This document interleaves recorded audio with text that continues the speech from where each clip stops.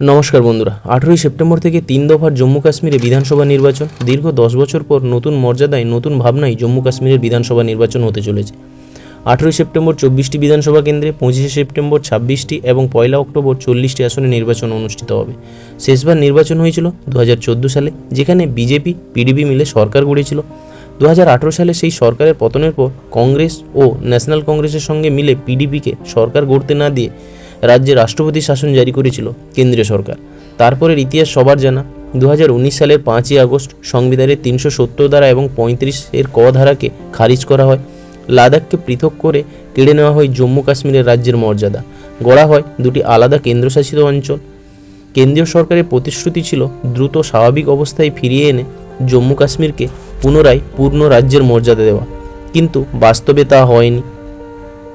2019 সালের পর দীর্ঘ 5 বছর ধরে বহু টালাবাহানার পর সুপ্রিম কোর্টের নির্দেশ মতন কেন্দ্রীয় সরকার জম্মু কাশ্মীরকে কেন্দ্রশাসিত অঞ্চলের যে বিধানসভা নির্বাচনের আয়োজকের উদ্যোগ নিয়েছে। বিধানসভা ভোটে জম্মু কাশ্মীরে এবারে অনেক কিছুই প্রমাণ করার, যেরকম উপত্যকার জনতা প্রধানমন্ত্রীকে মাথায় তুলে রেখেছে, নাকি তারা সরকারের দাবি অনুমোদন করছে, অথবা সত্যি সত্যি আবদুল্লাহ ও মুফতি এবং গান্ধী পরিবারের শাসন থেকে মুক্তি চাইছে কিনা কাশ্মীর, তা দেখার। তার কারণ 5 বছর আগে 370 ধারা রদ করার সময় এই 3 পরিবারের কবজা থেকে জনগণকে মুক্ত করার অঙ্গীকার করেছিলেন নরেন্দ্র মোদী। রাজ্য পুনর্গঠনের সময় সিদ্ধান্ত নেওয়া হয়েছিল 2011-র যে জনসংখ্যার উপর ভিত্তি করে ডিলিমিটেশন আইন অনুযায়ী রাজ্যের লোকসভা ও বিধানসভার আসনগুলির পুনর্বিন্যাস করা হবে। সেই অনুসারে সুপ্রিম কোর্টের প্রাক্তন বিচারপতি আর.পি. দেসাইয়ের নেতৃত্বে 2019 সালে জম্মু কাশ্মীর রাজ্যের জন্য ডিলিমিটেশন কমিশন গঠন করা হয়। জম্মু কাশ্মীর বিধানসভার জন্য প্রত্যক্ষ আসন 3টি বাড়িয়ে 90 করা হয়। প্রসঙ্গত উল্লেখ্য, জম্মু কাশ্মীরের বর্তমান ডিলিমিটেশনের আগে প্রত্যক্ষ আসন ছিল 87টি, এবার 3টি আসন বাড়িয়ে 90টি করা হয়েছে, যার মধ্যে 43টি আসন জম্মু ডিভিশনের জন্য এবং 47টি আসন বরাদ্দ করা হয়েছে কাশ্মীর ডিভিশনের জন্য। নির্বাচন কমিশন এবারে 9টি আসন তফসিলি উপজাতিদের জন্য সংরক্ষিত করেছে, যার মধ্যে 6টি রয়েছে জম্মুতে ও 3টি কাশ্মীর উপত্যকায়। অন্যদিকে যে 6টি আসন ছিল তফসিল জাতিদের জন্য সংরক্ষিত, তা বাড়িয়ে 7টি করা হয়েছে। এখানে জানিয়ে রাখি, জম্মু কাশ্মীর বিধানসভায় প্রত্যক্ষ নির্বাচনের মাধ্যমে যেমন আসন পূরণ করা হয়, তেমনি পাকিস্তান অধিকৃত কাশ্মীরের জন্য আসন শূন্য রাখা হয়।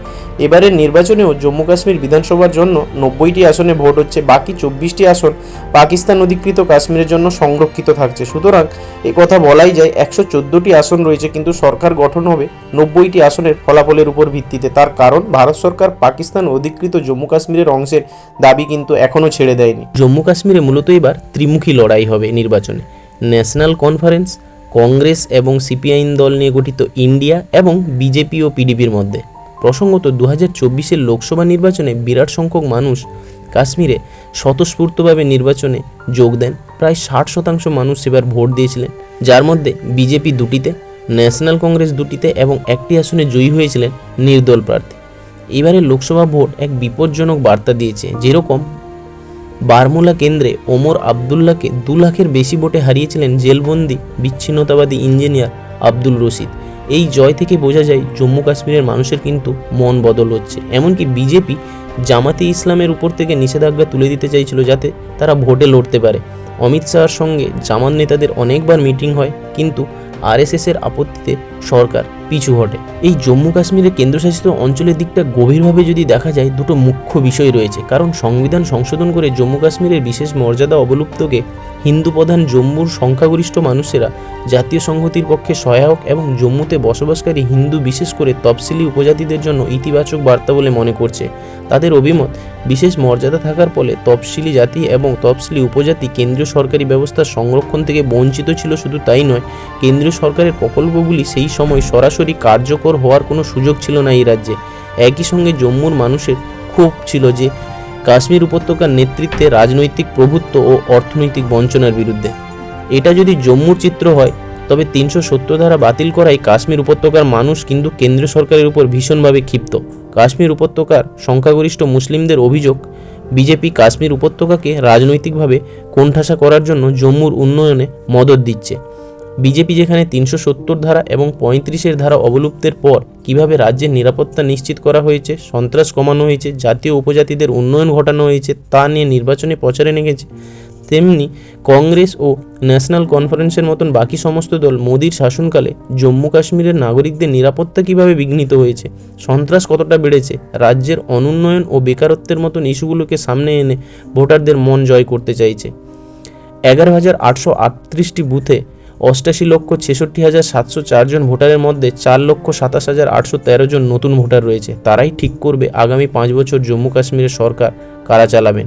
জানিয়ে রাখা ভালো, 370 ধারা বাতিল হওয়ার আগে জম্মু ও কাশ্মীর বিধানসভার আয়ু ছিল 6 বছর, কিন্তু 370 ধারা বাতিল হওয়ার পরে দেশের অন্যান্য রাজ্যের বিধানসভার মতন জম্মু কাশ্মীরের বিধানসভার আয়ু 5 বছর করা হয়েছে।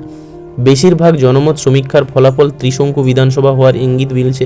বিজেপির একার পক্ষে সরকার গঠন সম্ভব হবে কিনা, আবার মেহবুবা মুফতির পিডিপিকে সঙ্গে নিয়ে বিজেপি জোট সরকার গঠন করবে কিনা, নাকি কংগ্রেস ও ন্যাশনাল কনফারেন্স আগামী 5 বছর রাজ্য শাসন করবে, উত্তরের জন্য অপেক্ষা করতে হবে ফলাফল ঘোষণা পর্যন্ত। ভিডিওটি কেমন লাগলো কমেন্ট করে অবশ্যই জানাবেন, আর যদি ভালো লেগে থাকে তাহলে বন্ধুদের সঙ্গে শেয়ার করতে ভুলবেন না কিন্তু। আর চ্যানেলটিকে যদি এখনও সাবস্ক্রাইব করে না থাকেন তাহলে অবশ্যই সাবস্ক্রাইব করবেন এই ধরনের ভিডিও পেতে। ধন্যবাদ।